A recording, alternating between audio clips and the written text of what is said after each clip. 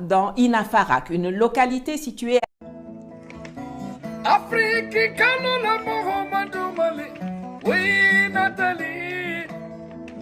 Tout a commencé par l'entrée des Fama dans Inafarak, une localité située à 120 km au nord-ouest de Thessalite, le 22 juillet 2024. Depuis des décennies, le nord du Mali, notamment toute la bordure frontalière avec l'Algérie, dont les localités de Inhalit, Inafarak, Talahandak, Bokassa et Tinzaouaten, est l'épicentre de tous les trafics entretenus, entre autres, par certains généraux algériens et chefs d'État africains, par les groupes terroristes et leurs parrains occidentaux et moyen-orientaux. Or, migrants, drogues, armes, carburants, médicaments, cigarettes, otages, produits subventionnés, tout y passe. On parle d'un montant estimé de 3,5 milliards de dollars par an, hors trafic d'otages. Par exemple, en Afrique, pour prendre un exemple bien connu, c'est l'Afrique entre le golfe de Guinée, donc on peut dire du Sénégal au Nigeria. Aujourd'hui, il y a des routes de contrebande, de trafic, qui passent à travers le désert, qui remontent sur le Maroc, on l'a évoqué, sur la Libye, qui remontaient sur la Libye, qui remontent encore d'ailleurs, sur la Tunisie, sur l'Algérie. Et au départ, c'était des routes pour les cigarettes, parce que les cigarettes, ça rapportait beaucoup aux trafiquants. Vous avez les armes, Dieu sait si ça circule, hein, et dans tous les sens. Vous avez les produits pharmaceutiques, enfin vous avez quantité de choses.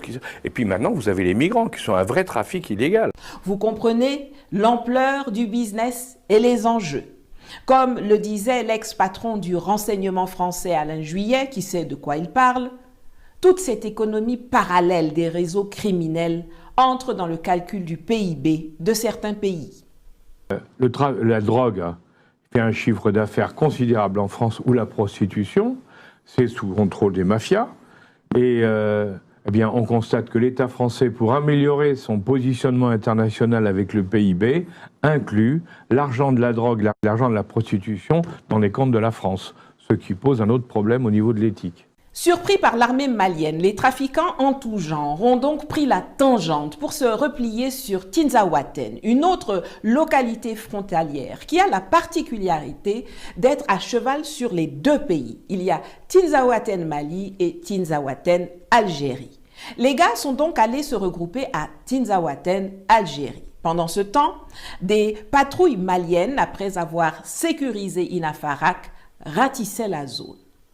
Une patrouille des forces armées maliennes avançait vers Tinzaouaten, Mali, quand tout à coup, le gros blindé chargé du déminage et transportant pas mal de soldats alliés en tête du convoi est canardé massivement par un drone, tandis qu'une armada impressionnante de véhicules adverses déboule par voie terrestre pour encercler le convoi des forces armées maliennes.